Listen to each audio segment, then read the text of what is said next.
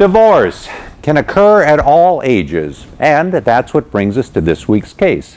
It involves husband and wife living in Arizona. They were going through a divorce. Now, Arizona is a community property state. That's important.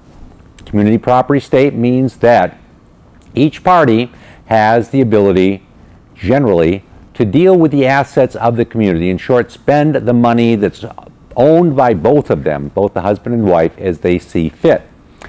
All right, divorce is going forward. Husband has attorney, wife gets attorney.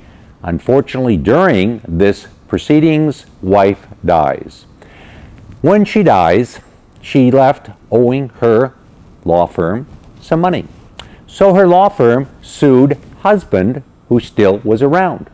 At her death, the marriage still existed. Law firm said it's a community property state, therefore you, husband, as a survivor of the community, owe money to us for your wife's attorney's fees. He said, wait a second, this does not seem reasonable. Granted, it's a community property state and she had control over the assets just as I did, but the community did not benefit by her getting a lawyer as we're going through a divorce because the community is going down the tubes. Therefore, I should not have to pay this bill.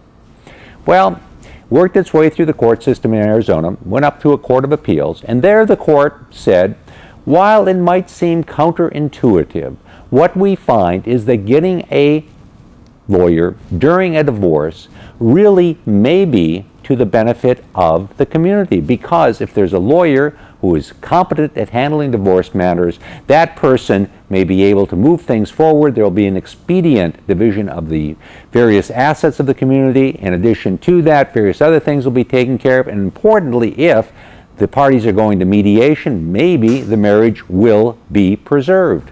So it could be that her getting a lawyer really was working to the benefit of the community. In short, it looks like you, husband, do owe the money for your deceased wife's attorney's bills.